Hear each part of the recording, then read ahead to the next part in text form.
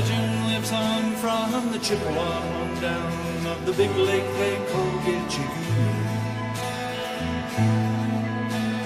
The lake, it is said, never gives up her dead when the skies of November turn moody.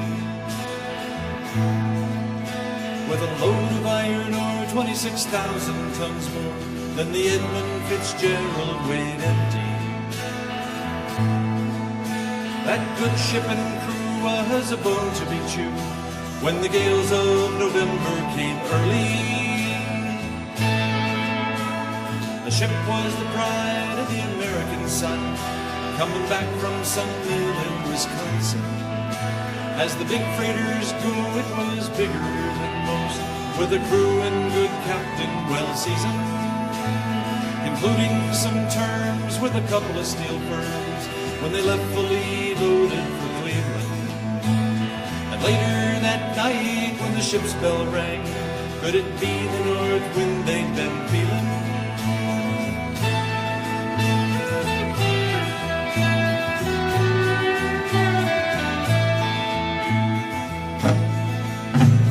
The wind in the wires made a tattletale sound, and a wave broke over the railing.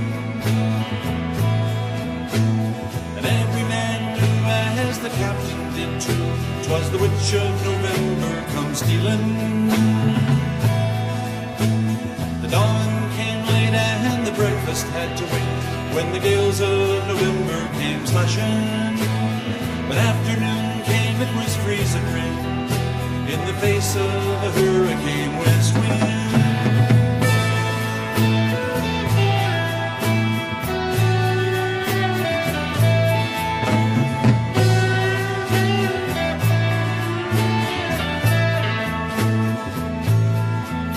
When suppertime came, the old cook came on deck saying, "Fellas, it's too rough to feed you."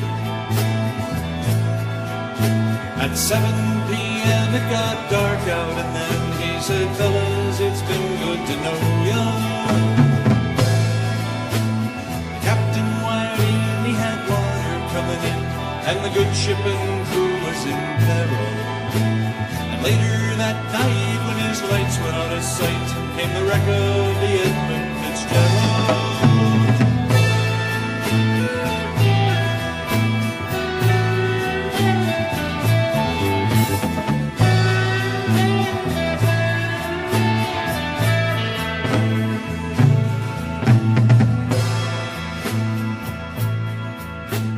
Does anyone know where the love of God goes when the waves turn the minutes to hours?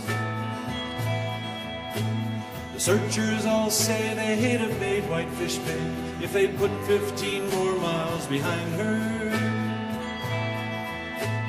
They might have split up or they might have capsized.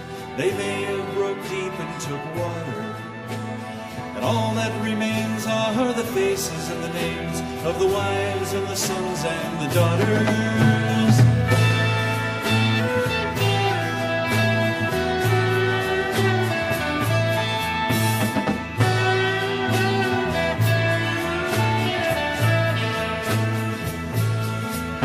Lake Huron Rose Superior sings in the rooms of her ice water mansion.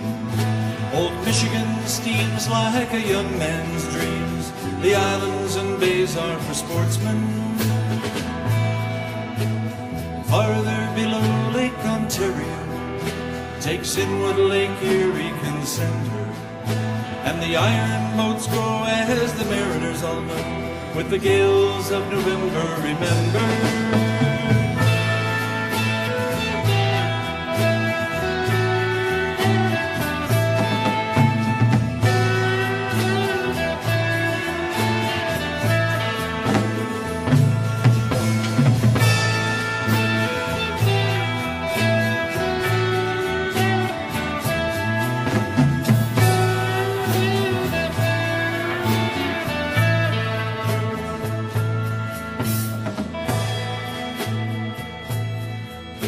In a rustic old hall in Detroit, they pray in the Maritime Sailors' Cathedral.